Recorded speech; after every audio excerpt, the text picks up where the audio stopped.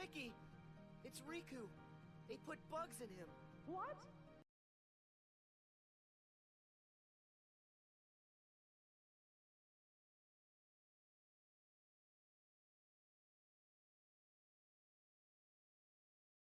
What's going on?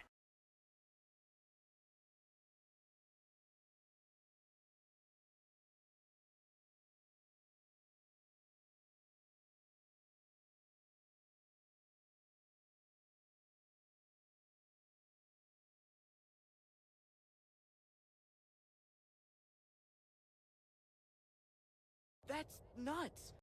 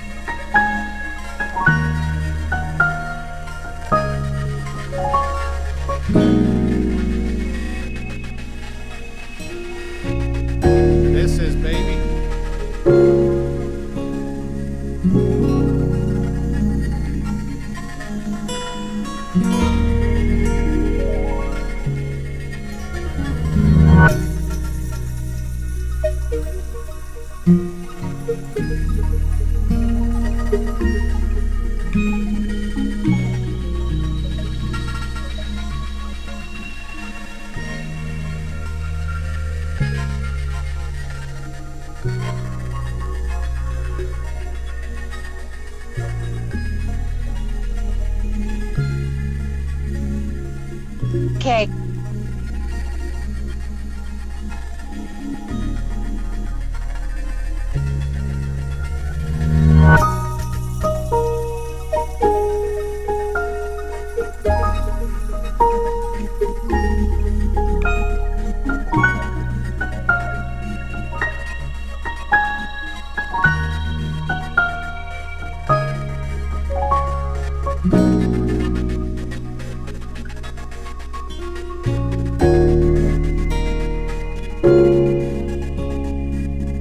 That's nuts.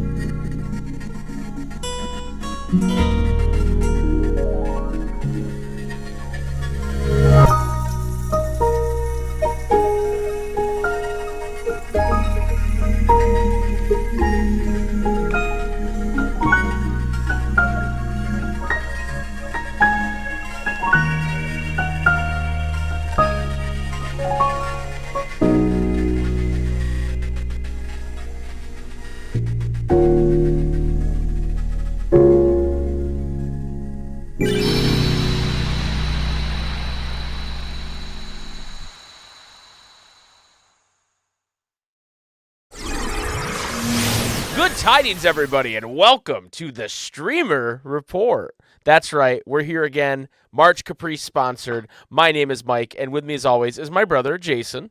Hello, Jason. Yo. We are the hosts of the longest-running Kingdom Hearts podcast, the Ansem Report. I don't know if you have heard of it, but it's a pretty big deal, MDA award-winning, We are joined by Mr. March Caprice himself, Cheney. Hello, Cheney. Hey, Mike. Hey, Jason. Good to see you. Good to see you, too. Bye. Fun fact, we are all in the same city, but in completely different rooms far away from each other, because that's how we like to do things. It's true. But Cheney, to start this little streamer report, why don't you tell the people at home who maybe don't know you who you are and what you do? Yeah, absolutely. So as mentioned by Michael Spaghetti himself, I'm Cheney. I am the guru or the Mr. March Caprice, as some people might call me. Some say guru. The meaning's the same. But I am one of the organizers behind March Caprice. I've been here since year one. I also do work for other sites like Cage Wiki, Cage Database. I was on the Keyhole years ago. I was on Cage 13 years ago. And I'm just all around kind of active in different parts of the community, and I just like to have a good time and enjoy the thing that is Kingdom Hearts. So I am an overlooming presence in the Kingdom Hearts community. You can't get away from this guy. Right. The shadowy organization. Its biggest shadow. Cheney.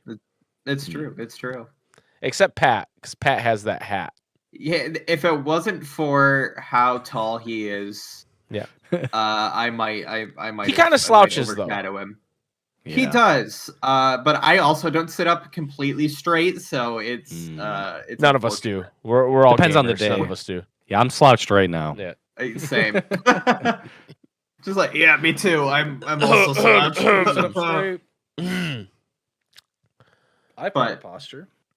But yeah, I do quite a bit for the community. I also stream maybe twice a year. One of them's for March Caprice. One of them is just when I wake up and I'm like, you know what I haven't done for a while? Stream. Let's do that.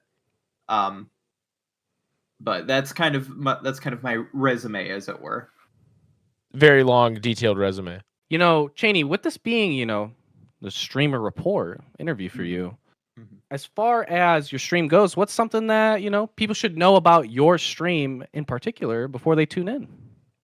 That's a good question. I should, I guess, tell you what my stream is all about. Why am I streaming for March Caprice? Right. So, originally, I've contributed to March Caprice as an entrant for the past 3 years. The past 3 March Caprices, every March Caprice have done something. This year I had a little trouble coming up with something. And I'm like, streaming seems like an easy category. I've done that before. I can't do art. I can't sing. I cosplay. I can't write. I can't read, whatever. So I'm doing a cosplay thing as well. But I'm like, I can stream. I'll sign up for that. Well, flash forward a few months after I sign up, and I'm like, oh, right. I have to plan this. I have to come up with something. So I lied there, awake in my bed. I thought about Kingdom Hearts as a whole and maybe some of my hot takes on stuff. And I thought, you know what? You ever think... I lied there in a cold sweat as I thought, what if Master Xehanort was right? What if Kingdom Hearts needed to be forged for the world to be better? Okay. So what I'm doing is kind of a less murderous route in that. There's this website called Infinite Craft. You might have seen this meme or this website pop up in the past month or so. Basically what it is the website will give you 4 elements. The basic 4 elements: water, fire, air, earth. And you combine things. You combine 2 of those and it makes a new thing. And then you can take that and combine something else with it. And you keep going and you can make anything. So I thought, I'm going to make Kingdom Hearts in Infinite Craft. Oh, In a way. Okay. And I think I'm going to be successful where Master Xehanort was not. I think I'm going to make Kingdom Hearts. So you're trying to do what he could not. Exactly. Pretty like red pilled, you know, like yo. Xehanort was right. Exactly. And I think people will start to agree with me once they see my stream. So Yeah. You're trying to do a common good for the people that they didn't know they needed. Exactly. Just like March Caprice. Exactly. You know, people need March Sinister. Caprice. People need Not Kingdom sinister. Hearts. Not at all. No. So, Cheney, I think in order to find out when you became this psychopath that wants to create Kingdom Hearts, we need to go back. And what's your Kingdom Hearts story? How did you get into Kingdom Hearts? Oh, yeah. So I wasn't one of those. I always hear the story. The most common story that I hear is like, oh, I saw Kingdom Hearts 1 sitting on the shelf, and I saw Jack Skellington or Goofy on the cover. And I thought, what is this? Or I saw the Simple and Clean commercial. Right. Well, I don't remember seeing any commercial. I don't remember seeing any advertisement about it. If I did see it, I probably thought it, because I saw like Donald and Goofy and stuff, I probably thought it was a little kid's game. I'm like, yeah, I like more mature games like Crash Bandicoot, so I wouldn't be into like these, you know, more mature games for like 11-year-old me. But however, I was about, it was 2009. Days was just about to come out. My friend had put up a 358 Days Over 2 pre-order poster that he had gotten. For some reason, he got the poster before the game came out. I don't know. And it was new, and I looked at that. I'm like, oh, nice poster. What is that? And his mother was sitting there. And she like she was sitting at the computer, and she turns to me and she's like, "You're not prepared for the answer to that question." And I went, "Okay." Anyway, I'm head of March Caprice now. Yeah. And that other friend hasn't even finished 3 yet, so that's kind of he kind of passed on this knowledge, and I rolled with it. And I picked up speed, and I'm just, it's my entire personality now. You sucked the fun out of it. Yeah. I did. Yes. I said, what if I took this thing that you liked and I made it worse? And I did that. So, but yeah, he started showing me things like, he kind of introduced Kingdom Hearts and Final Fantasy to me at the same time. He showed me a lot of like, the big cool flashy scenes, like the end of KH2 Final Mix, where the Birth by Sleep cutscene. He showed me like Yuna's wedding from Final Fantasy X. Ooh, good scene. The big like pretty scenes from both series. So I have a lot of memories of sitting at his computer and he's showing me like, look at this cool cutscene, and I'm like, wow, cool. And I wasn't able to tell the difference at the time between Final Fantasy and Kingdom Hearts unless like a Disney character was on the screen. Right. Like, which one is this? It's like I've got, at the time 13 Final Fantasies, and I've got 5 or so Kingdom Hearts games to choose from. I can't tell the difference. So You're right that that's a pretty unique origin. Like you said, most people are like, "Hey, simple and clean commercial," or seeing the box at the rental store or something. But getting into it Yeah. at Days, that's quite an entry point. To be fair, So- he did give me Kingdom Hearts 1 first. I did play them in release Right. order. Well, Just- yeah, I guess yeah, seeing okay. Days as the first, like, yeah, Yeah, first exposure. Yeah, Right, yeah, right. definitely. Okay, because that kind of leads into what I was going to ask. Oh yeah. Because how you got into Kingdom Hearts was so much different. I wonder, what is your favorite Kingdom Hearts game and why? Like, I wonder if that will switch it up, or if you're just going to look me dead in the eye and say, Kingdom Hearts 1, Jason, it's the best game ever made. I don't. There are no Kingdom Hearts games. I feel like I'm one of those few fans where I don't have a Kingdom Hearts game that I hate. I love them all in some different aspect. I love 3. I love 1. I love 2 a days. I would say Dream Drop might be my least favorite, but there's still like magic. Have you in it. played Recoded? I have played Recoded, and I love Recoded. I love Recoded. And I can get into a whole tangent and why I think that's a good game, but we'll save that for another day. But the one that I love the most, so that friend of mine that I talked about had started lending me the games. And I didn't, but my first game that I owned, that I got to, take my time on without him asking me like, "Hey, are you done with the game yet? Can I have that back?" The first one was 2. And I feel like that might contribute a lot to why 2 might be my favorite. And this was, of course, on the PlayStation 2. We didn't have final mixes, were Japan exclusive.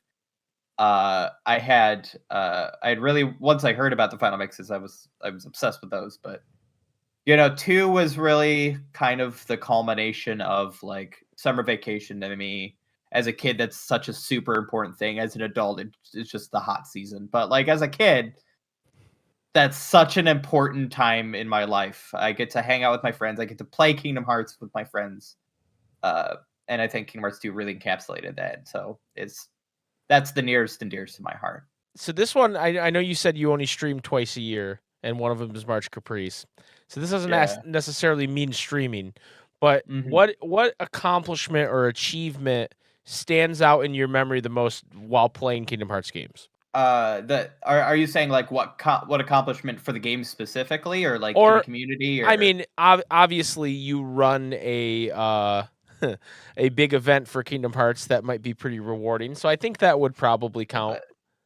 I think that would probably count as opposed to just like, hey, I beat Sephiroth on crit level 1, Right. But that's valid too. Yeah. Oh, absolutely. Yeah. I mean, like, I think that's a really big. I do feel like that is a big achievement. I don't think I can completely attribute that to myself. There's so many other people that like I couldn't do this without. Like any of the other organizers have put in so much work. So that achievement isn't mine alone. That achievement is like ours. So I think something that I considered an achievement other than March Caprice, I'm still super proud of this. This is gonna sound cheesy as heck, but is like the amount of like connections I've made and the amount of friends I have in this community. I had kind of come into this community like not having much of an in. You have these big streamers and these big like names of people that have like done stuff, whether it's like YouTube or streaming or whatever. So coming from like having done nothing to kind of being known as the March Caprice guy. I didn't even know I was known as the March Caprice guy until Reconnect. And they're like, "Oh, you're the March Caprice guy." I'm like, "I guess I'm one of them." Like, all right, sure. But just seeing all the connections I made, like I've been able to do so many cool things because of the friends I've had that I've made through this series. Like, I've been able to like consult with like people with some people that I look up to, like David Russell. Like he shows me some of his like music that he's working on early, and because we're friends, he's like, "Hey, look, listen to this cool beat." I'm like, "Oh, this is so cool." And Pat will like consult me on like, "Hey, I have this cool idea for a video. What do you think? Do you want to be in it?" And I'm like, "Oh, sure." You guys have invited me to the podcast. Guides has let me. I think one of the coolest parts was being able to present an award for the Million Dreams Awards at Reconnect. I think that was kind of peak, not gonna lie. I can hear you yelling it in my head, like in my dreams, dude. It was just. Thank you. But yeah, so anytime anybody like gives me an opportunity to like do something for them, it's like that's such a good like that's an accomplishment on its own.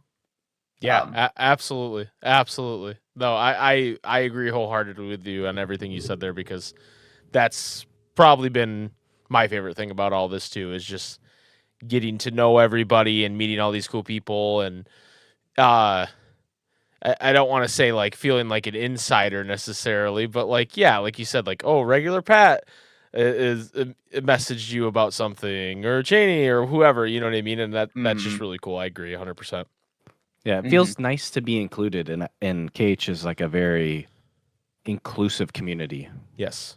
It can be really good at that, I think, and I think that's why I stick around with it, it's so good at being that the nice friendly community. And I don't know a lot of other groups of people or fandoms, if you will, that have a March Caprice thing or like a Reconnect thing. Like I know Final Fantasy has like KuboCon, and we've actually seen some other fandoms that have a March Caprice-esque thing, like Undertale. We discovered at the same time as March Caprice 1 had their own like showcase type of thing, but it's different. So we're like such a unique community that I love so much. 100%. This next question is a bit more in like a totally different direction, because it has more to do with the like either playing the game or like it's basically just what is your biggest wish for the next Kingdom Hearts game? Now, whether you want to say for KH4 or whether you want to say for Missing Link, up to you. Oh gosh, what do I want? I'm somebody that's easily satisfied. So just give me a Kingdom Hearts game, I'll play it. Like I said, I'll play Recoded, I'll play VCast, whatever. Anything, please. Anything. I think, and I haven't. I'm not a big theory person, so I'm not gonna say something like, "Oh, I really want Maleficent to come back and just like bonk Pete over the head with a giant Ratatouille Power Rangers stick." I don't know. That was a weird sentence. Anyway, that was like pressing the middle thing on when you're texting, like letting it finish the sentence. That was like a Mad Lib.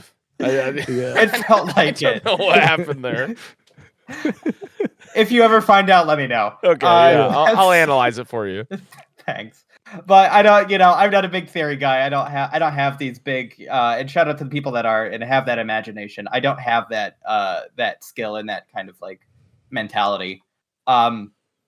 So my thing, especially since I'm kind of a gameplay oriented person, and once again, this is going to sound so generic, but I want it to be fun.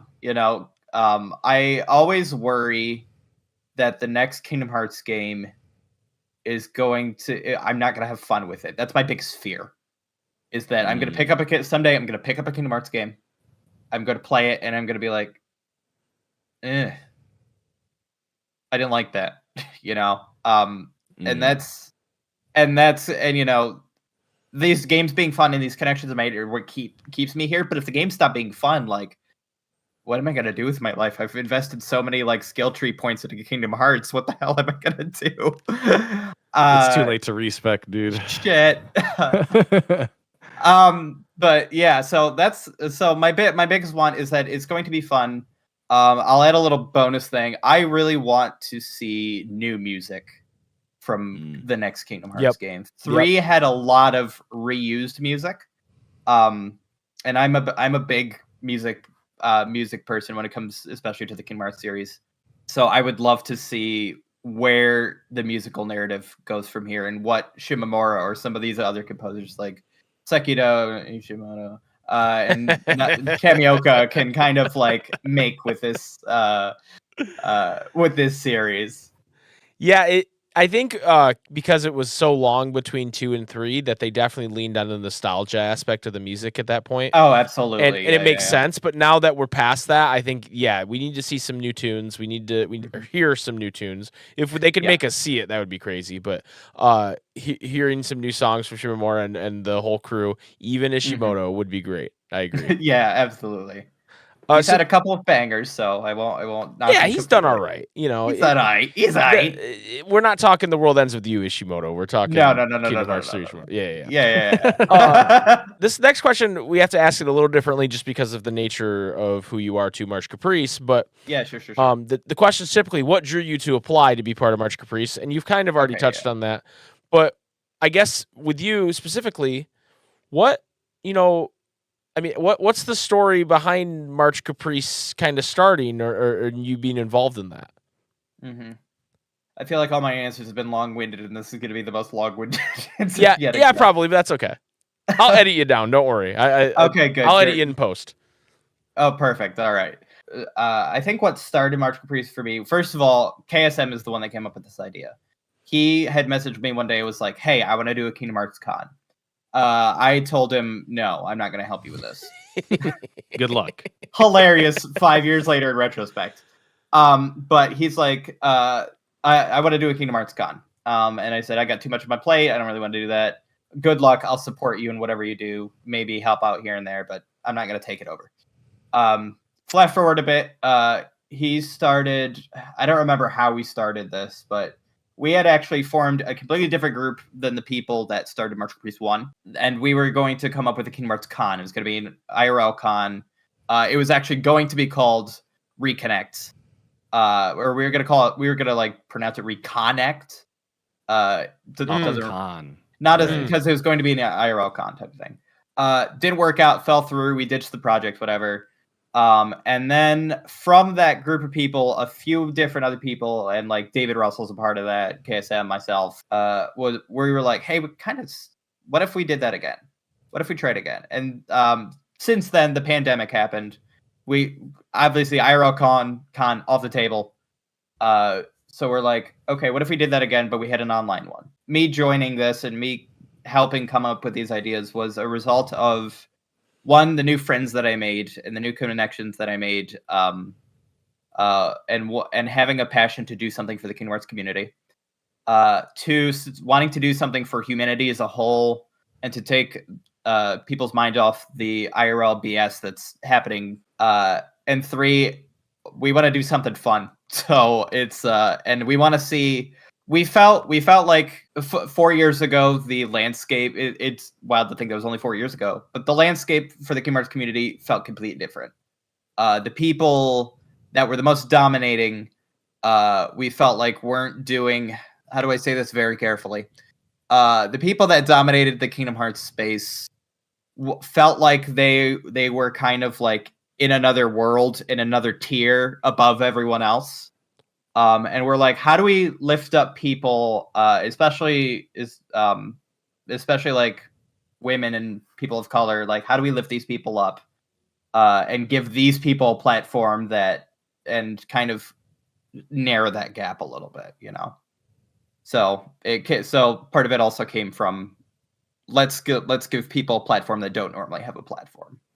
Did he, like, you were saying that, and it was playing like the title theme for Ocarina of Time in my in my headphones. I was like, I was about to tear up, dude.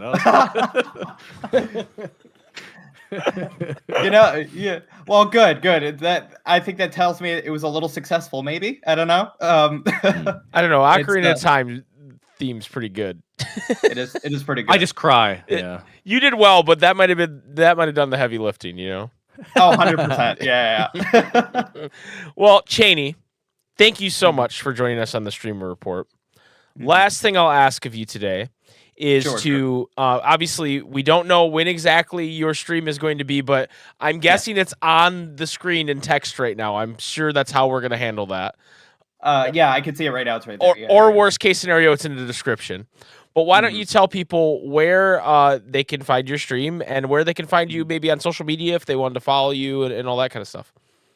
Yeah. So I have a link tree that makes everything easier. However, that's a lot harder to say IRL. So I'll go through everything individually. Look me up on Twitter or no, it's Twitter. The chain of fire. That's where you'll get all my updates about if I ever stream. That twice a year. I'll update you there. That's kind of my main social media. If you want to find out about my streams only and you don't want to hear me talk about my hot takes, you can follow me at twitch.tv/Chaine. That's CHAINEH. If you pronounce it, you can add more H's, but on Twitch, it is only one H. And you can find out about my March Caprice stream specifically at marchcaprice.com. Probably /schedule. We don't have that. We haven't built that page yet, but go to marchcaprice.com and you'll see my stream along with everyone else's and every other event that's going on this weekend. So be sure to enjoy. All right. Cheney, thank you so much, man. Appreciate it. Ladies and gentlemen, Thanks for having me. the one and only Cheney, or Cheney, if you're nasty. Thank you for watching this session of the Streamer Report.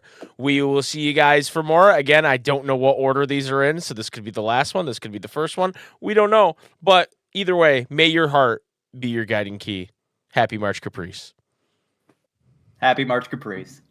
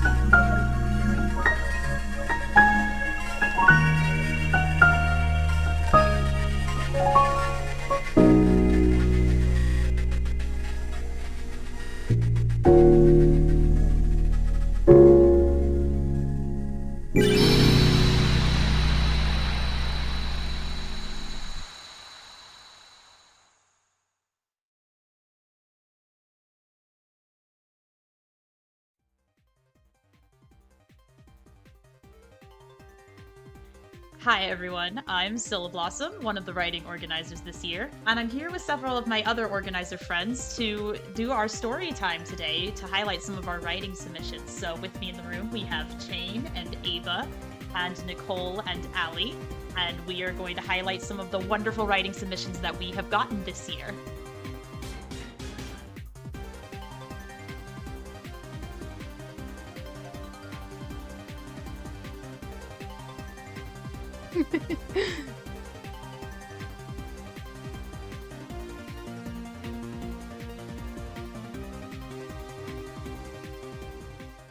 Choo choo. So we're going to start off with our very own Elephant with her story called Winnie the Pooh, Honey Sweet Home. And I'm going to read the description that was submitted to us by Allie to get us in the mood for her piece. Hello friends, my writing piece this year, Winnie the Pooh, Honey Sweet Home, was inspired by the 100 Acre Wood in KH3. I thought it was interesting what the game did with this world, taking a sort of loss of connection turn. The entire time, Sora was distant, just wanting to fix a problem and then leave as soon as possible. It's clear that there must be something more going on. I thought for sure that the game would explore the path of Sora growing older and the unfortunate reality of having to leave childhood friends behind. That's not what happened. So, I decided to explore it myself and this story was born. I hope you enjoy it and the lovely cover art made by my good friend Fruitoon. Woo! Woo! We love collabs.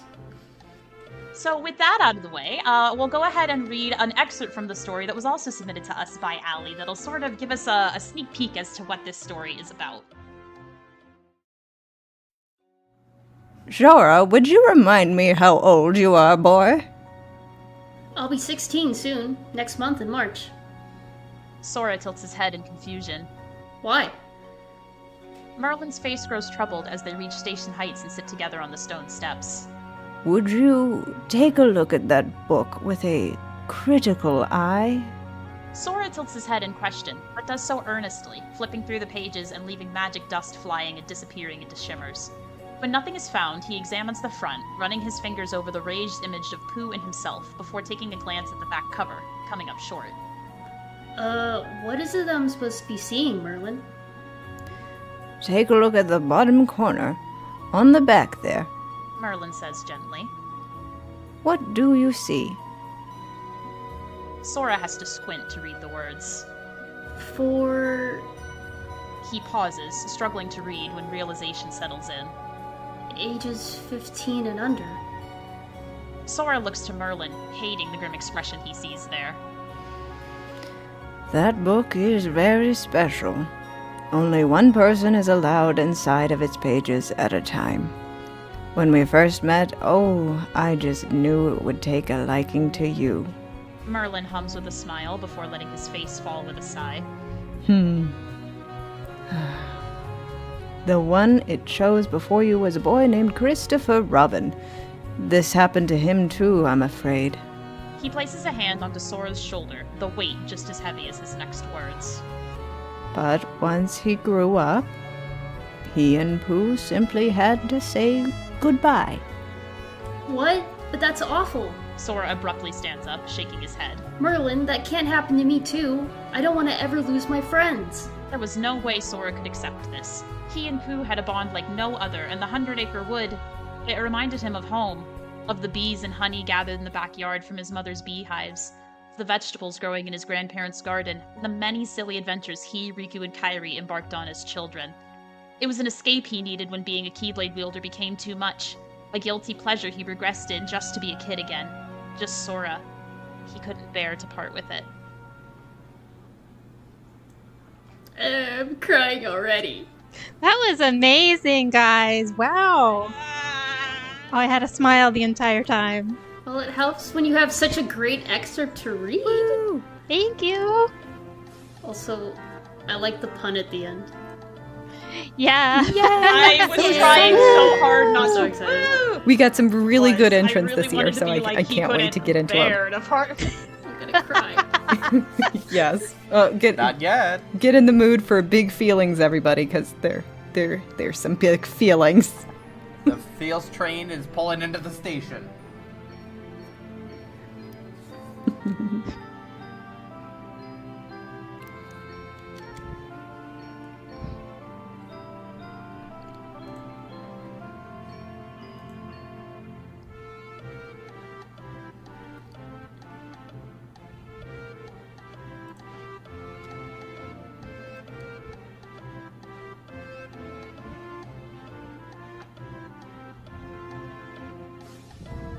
Of course. Mhm.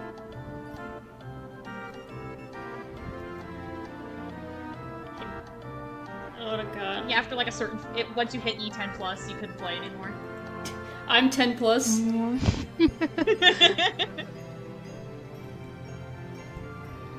Shoutouts, Fruitoon. Yo. Yes. Yeah. Right, yeah. Well, I'm glad you liked it. Yeah, when I played Kingdom Hearts 3, I was like, something's missing. Yes. I don't know what it is, and I found it, and I wrote about it. And Yes. that was this. Yes, and you captured that feeling of like how it was just. I have my own thoughts about it of how like it might be like a little bit of a rush production kind of thing, but then like it definitely was that need of I needed more 100 Acre Wood and more Winnie the Pooh in this game, and it just.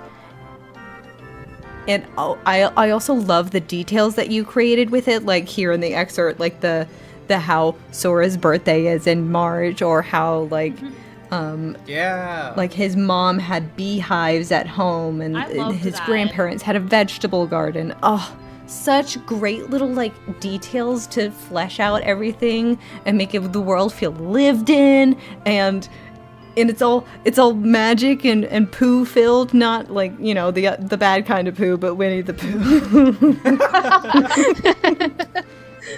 I also like, at least from this excerpt, I like the idea of Merlin and Sora having this kind of almost father-son talk. Because, like, imagine... Yeah. Yeah, that's a good analogy. Sora, we need to talk to you about puberty. the birds and the bees, my dear. Oh no! You're too old for these birds and the bees. We need to talk about the other birds and the bees. One of the things I really like about this piece is that Sora is like obviously we all know this, but Sora is like such a special character. And I really think that this piece like highlights, he's got just this more than anyone else in the series, I think he has this like never give up attitude. And I think that this piece really highlights that. Like, he is not willing to like go down without a fight and be like, well, I'm not just gonna give up on my friends just because I'm getting older. And I know your piece last year was also about Sora's birthday, so I'm really glad to kind of see that return and explore it in like this whole new way. Like, I'm really glad that we have yet another entry to celebrate Best Voice Sora. It did not start that way. It just sort of happened. Halfway through. I think the best things just sort of happen. I mean, Sora's birthday always landing on March Caprice, like, it's a fitting topic to talk about. True. We love our boy. And we love pieces written about our boy, especially by wonderful, wonderful people like Alan. Yeah. Oh, thanks. Yeah, this one made me really emotional reading all the way through. I really hope that the rest of y'all like give this one a try, because this one it's emotional, but it's I think it'll be cathartic. Let me put it that way without spoiling how the story concludes. I think it'll be a nice sense of catharsis for y'all who read it. good cry. Exactly. As a veritable Winnie the Pooh connoisseur, I give my seal of approval because that means something, right? But like, yeah, it's very good, very good Winnie the Pooh stuff. Thank you, Allie, for submitting it. Thanks for reading it and liking it. Heart. Yeah. Woo! You can read the rest of Winnie the Pooh, Honey Sweet Home in our writer's room on the MarchCaprice.com website. Our next piece for our Storytime collection was presented to us by Light, whose story is called Unbreakable Connections. And they wrote a wonderful description for us, and it's all about Sora and being in Quadratum. For this piece, I wanted to write a what if for Kingdom Hearts 4. I love the idea of Sora having a neighborhood cafe as a base of sorts. This story is the first step into that idea. I wanted to write a sort of melancholic Sora who is doubting himself without his friends by his side. After going through so much in Kingdom Hearts 3, I like to imagine Sora processing it and reaffirming his path forward with some new unlikely allies. Here's a short summary of what mini-adventure you'll find inside. At a cafe in Quadratum, Sora runs into someone he doesn't expect. There he finds out that many others like him have begun writing letters to those they miss, in hopes that maybe somehow they will receive them. Connections and bonds that persist despite the odds are explored.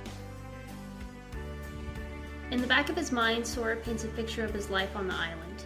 In it, the sky constantly changed. One day, vibrant blues and bright white clouds dotted the sky like cotton scattered in the wind. On the cusp of night, deep orange was overshadowed by vibrant red, illuminating a calming yet tense sky filled with longing. And at night, a deep abyssal blue threatened to swallow countless tiny stars whole. Still, the Papu tree, the secret place, and days spent idly by the ocean with Riku and Kairi never seemed to change. These images were once scattered across his memory. Those same memories were now the thread still holding him together in an unknown world. Focusing on them helped Sora to maintain his purpose and desires among a sea of unfamiliar people, sounds, and things. In a world where the sky was clouded and tall metal buildings seemed to go on endlessly, the memory of color reminded him just how far away he was from home. Wow, the descriptions in that are just so beautiful and so just like you're right there. You're just reading that, you're right there. You're standing there and you're feeling everything that they're describing and seeing everything. That was so wonderfully put. Very vivid light. Yeah.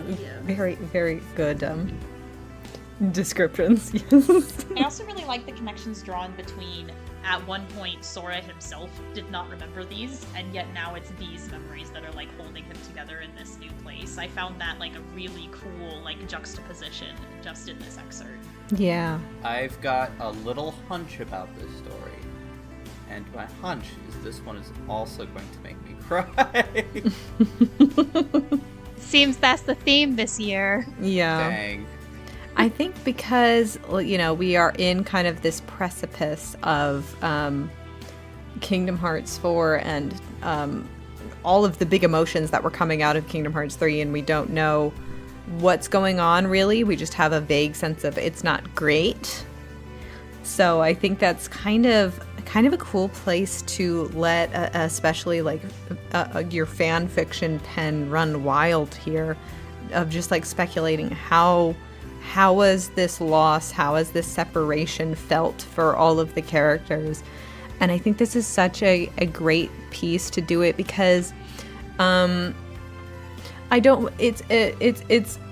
in the cover art, so it's not a spoiler, but Sora does come across a new seventh heaven that has been opened in Quadratum. So Tifa is there. There's a little bit of Zack in there, Cloud's in there. So he kind of connects with these other people that he's come across along his journeys, and he gets a little bit of a renewed sense of purpose with them because, if they were able to make this journey and they were able to reconnect again, go follow KH Guides, able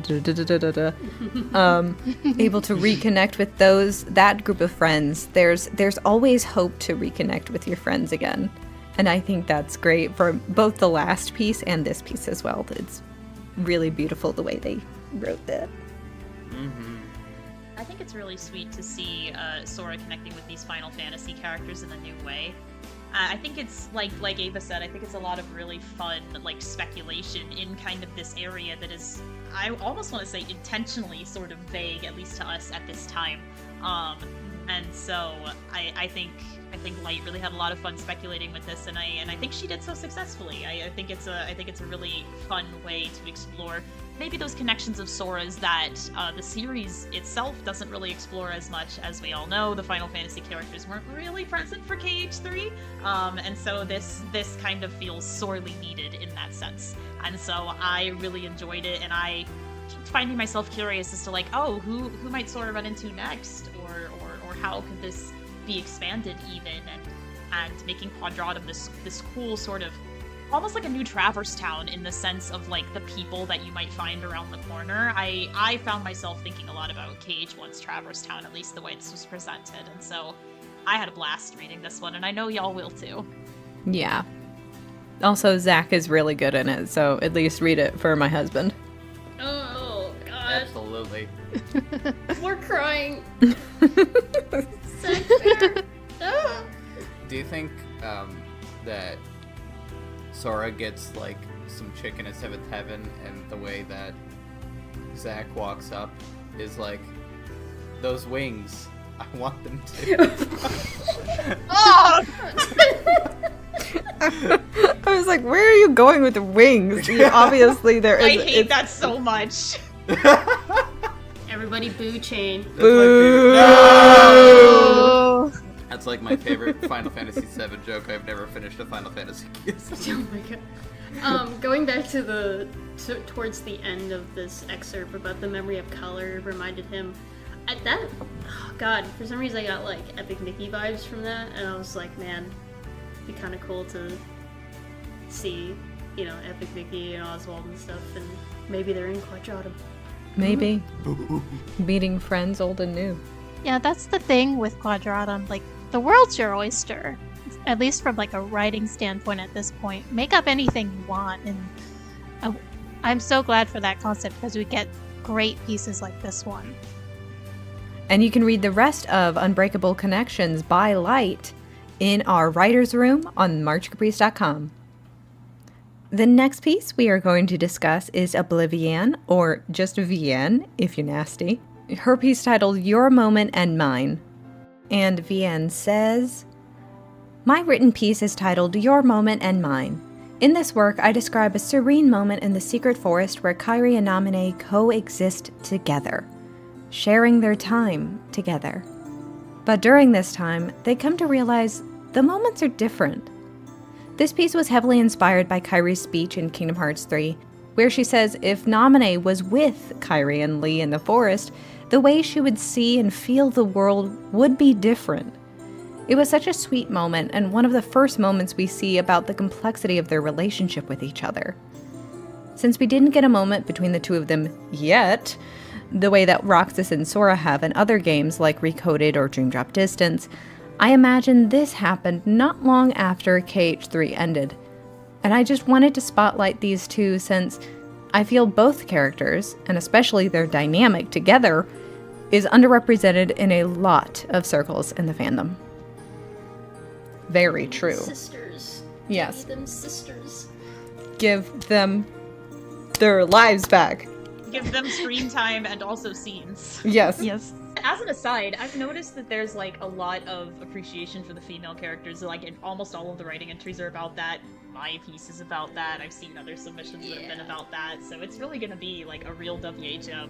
Yeah. Yes. There's a reason my March Caprice happens during Women's History Month. That's true. Yes. That's true. Kingdom Hearts might not respect women, but we do. We do. Heck yeah.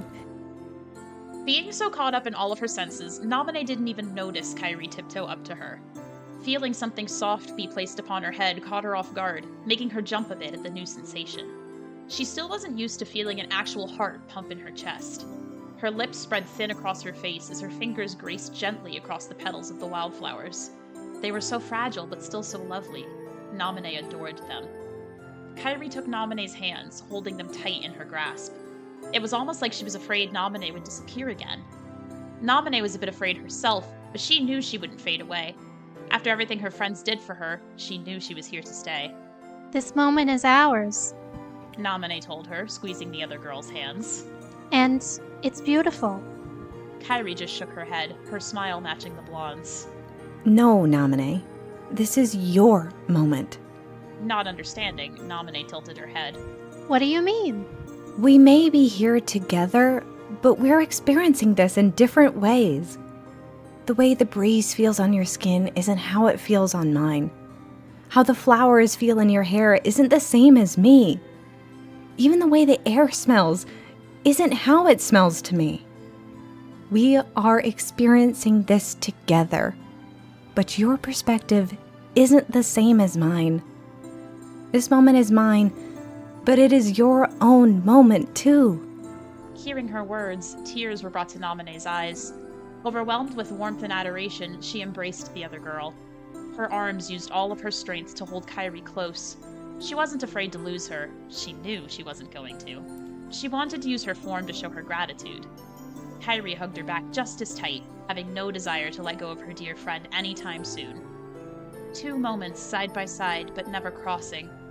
Parallel, no matter how close. They could be the same, just like the 2 girls. But the 2 girls aren't the same. They're different. Each of them their own person, and every moment they share is the exact same as them, no matter how similar. Thank you, Kairi. No, thank you, Namine. Guess who got to thank Namine first, bitch? She deserves it. I love this. Guess who's crying again? I was gonna say that! I'm getting a little teary just reading that. Who has 2 thumbs and is crying? Everyone watching story time. Me. I was just gonna say, I really like that this is centered on Namine. And I think that Vianne does a really great job at making you feel like what Namine feels, and further than that, distinguishing it from Kairi, because as I know, we all know, Namine's experience has largely been defined by both Kairi and Sora, and so I really like seeing this piece that sort of defies that and is like, no, she is her own person now, and everything she experiences is going to be unique to her, and I thought that was a really cool direction to go with this character. Yeah. And she also has such descriptive language here, and it, you can feel the petals dropping on Namine's head, but not only is she descriptive as a narrator, she has made this artistic choice and authorial choice to have Kairi also be very well descriptive in her own dialogue. So it's and she differentiates between the two of the narrator voice describing things and also Kairi describing things, and they're both very descriptive but also in very different ways, and that is so cool. Mm-hmm. We love art. I was gonna say we love our writer Kairi. Mm-hmm. Just the dialogue in this, everything they say is so in character, and it's so well written, and they just build off of each other as building blocks that work together, but they're not the same, as Kairi and Namine are not the same either anymore, and just coming with that realization of Namine realizing that, I can feel things, she feels the flower crown be put on her head, and other things. And I will be honest, I did get to see this one early. Oblivion did reach out to me asking if it was alright to submit, and I looked at this and I was like, well, I'm crying, so yeah, I'd say please submit it. I love this, please. And it's just, all I can say is just read it. Just read it. It's a masterpiece. It's a very warm feeling piece. It'll make you feel so comfy, cozy. Yeah, it's a really quiet moment, which is not something we often see in KH, and so I think that's one of the strengths of this piece, because it really highlights these necessary moments that, in all honesty, probably do happen off screen, but just getting to speculate on how one of those moments might have gone is just really exceptional to me. Yeah. I also feel especially with the dialogue, there isn't a whole lot here.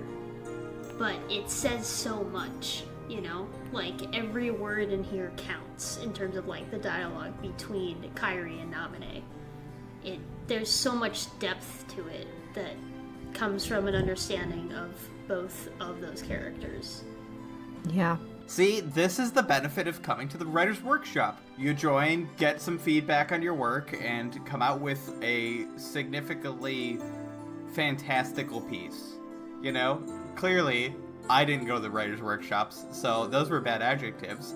But if you went, you could get better adjectives. You could write good. Don't be a chain. Go to the writer's workshop. You read it. You should read it, yeah.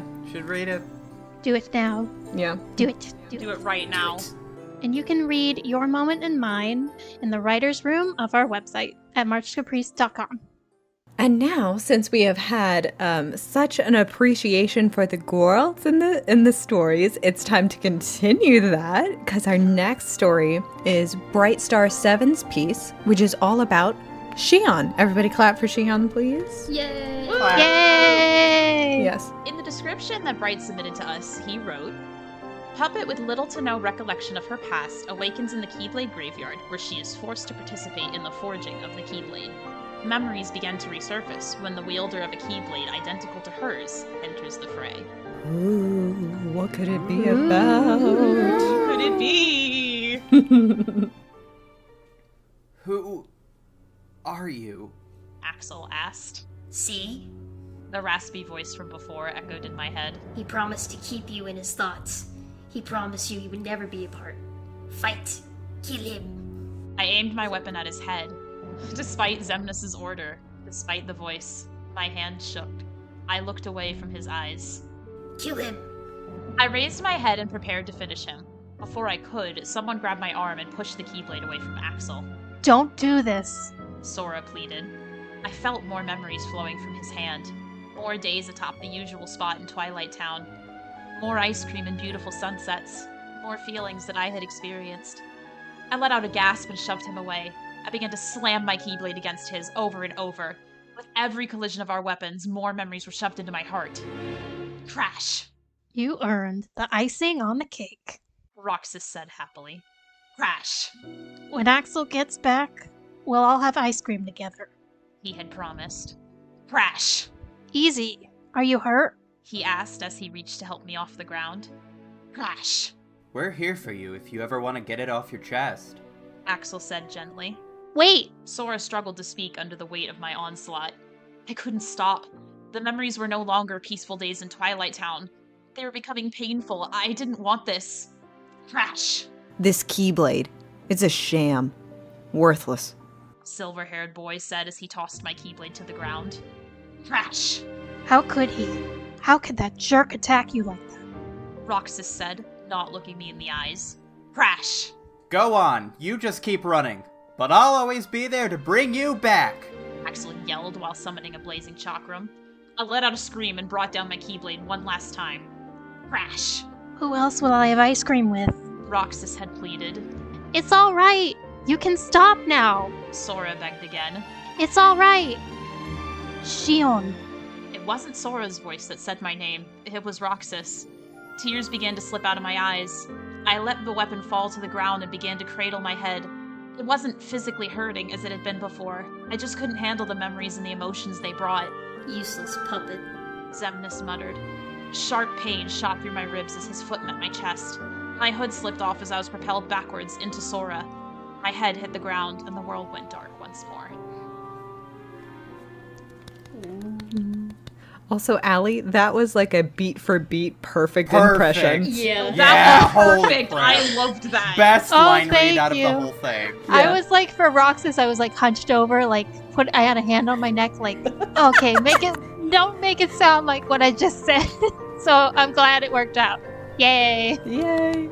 Yes, and this is such a great piece from Bright Star.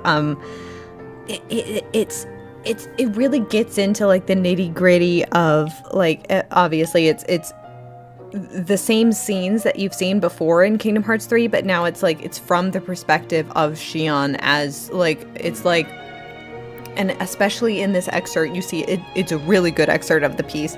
It just this point of like all of this tension like breaking and snapping of all of these memories coming by, and it's flying at you. And I love like the onomatopoeia of all the crashes and how each one of them is segmented by these all of these, like, it goes from like all of these the stabbing pain of, oh my god, it used to be so happy, to the stabbing pain of, oh my gosh, she's been through so much, and now finally she's here and she's here and she's here. And she like, it's all coming together. It's all crashing down around her. Lots of emotion. It's really cool. I'll tell you, I will never be able to see that scene from Kingdom Hearts 3 again without thinking about this. That's how well the tension builds throughout this piece and how well he wrote it. Like, yeah. This is amazing. So this, when I'm reading this excerpt alone, I just kind of want to like make a video editing the scene to match this. Right. Oh yeah. Yeah, that would be really good.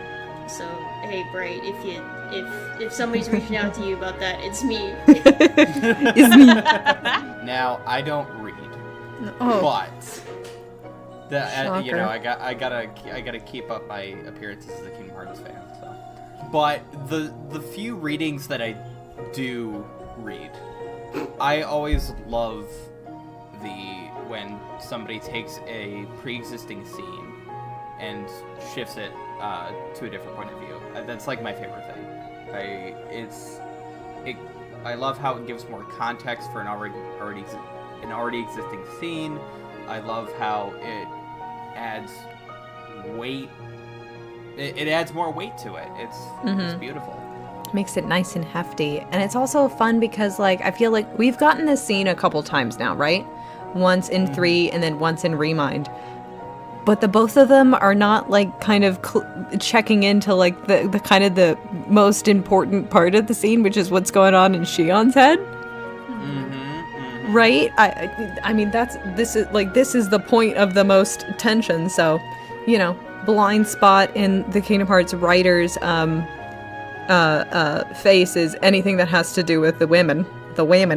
So, like, Whammon. Say that again. Thank you so much, Bright Star, for fixing that. Yes, thank you. Like, yeah, to go off of that, this really isn't something we get a whole lot of elaboration on, even in Remind. Like, the elaboration that we do get is more Sora focused than Shion focused. Yep. And so I think this piece really just like excels at getting inside of her head. Like, of course, we've all seen the scene. Like, we know what the conclusion is. We know that Shion is going to get her body back and her memories back, and she's going to be reunited with her friends. We know that. And yet it's almost like I forgot it when I was reading this story, because it does just such a good job of like putting you in that frantic headspace. Yeah. Like it felt straight out of the series. If they had like chosen to zoom in on Shion instead, I would like to believe that it would be something like this. Like, it feels really in line with something that the series would do. And so I think this piece is like really, really strong, and like reading it, it's really powerful. Like, I definitely encourage you all to go read the rest of this in our writers' room on our MarchCaprice.com website, because it's just no, but it really is. It gripped me reading this, and I'm so excited to for all of you to get to read that as well. Really cool. Very Women's History Month. I approve. Yeah. Love it. We love women. Women approved. Speaking of Women's History Month, the next piece that we are going to look at is POH's story, A Heart Unchained. I will now commence to read the description that POH sent to us. With this piece, I wanted to give the original Princesses of Heart some time in the spotlight, especially one of my favorites, Cinderella. She's had an undeserved reputation for being weak, but the Cinderella that I saw in the animated film was hopeful, determined, and kept herself going until the right opportunity to escape presented itself. And I love the idea of the princesses befriending each other. Unfortunately, I ended up leaving Jasmine and Belle out of this story to keep it from getting too long, but I think it worked out better that way. We all know Belle and Jasmine are awesome, so this piece gave the classic girls some time to shine. I really do agree there on almost every point that POH made.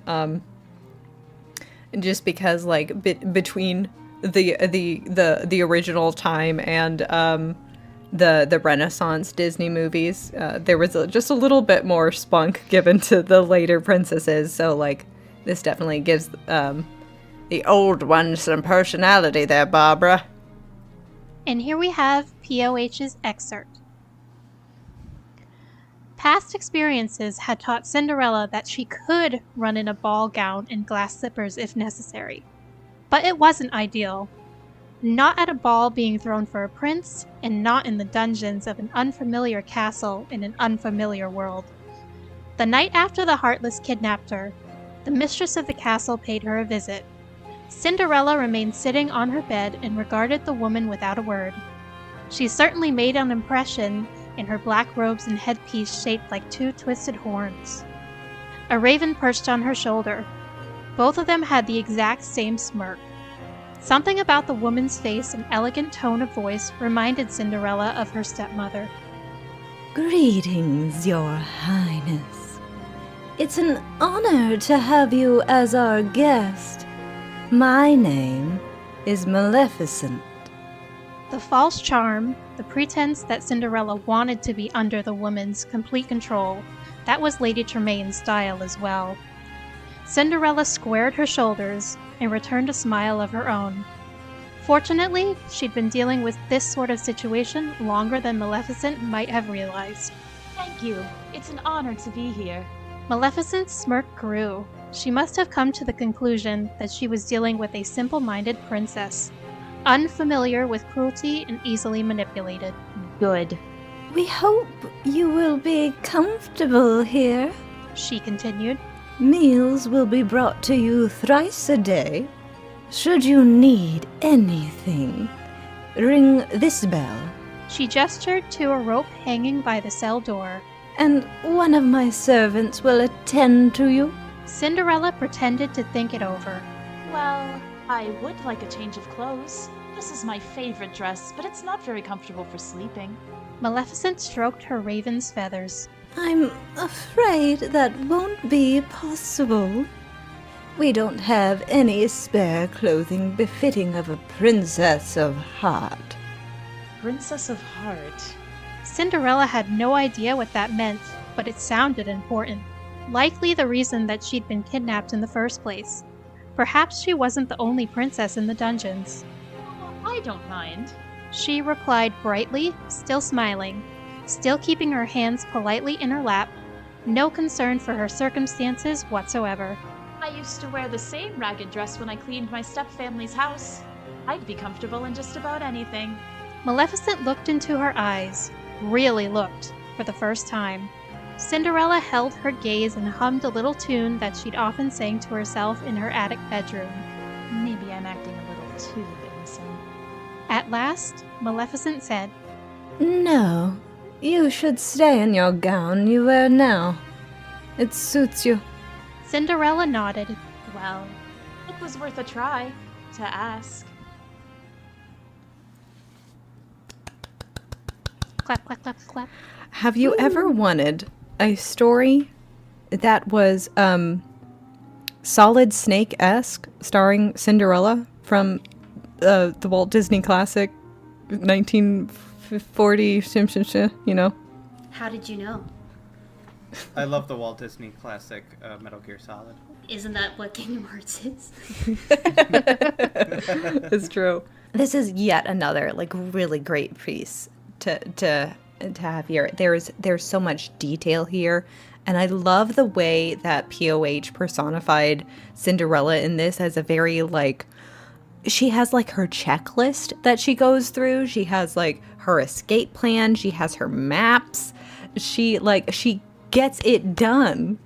And just like, it's such a cool, obviously this is taking place during like Kingdom Hearts 1, and while Maleficent is like collecting all of the other princesses of heart, And like if you go and you read this story on the March Caprice website in the writer's room in the artist alley, hello, you'll see this kind of Cinderella who is like who obviously who has this history of like just kind of biding and waiting her time and like striking when the time is right. And it's just this perfectly executed plan.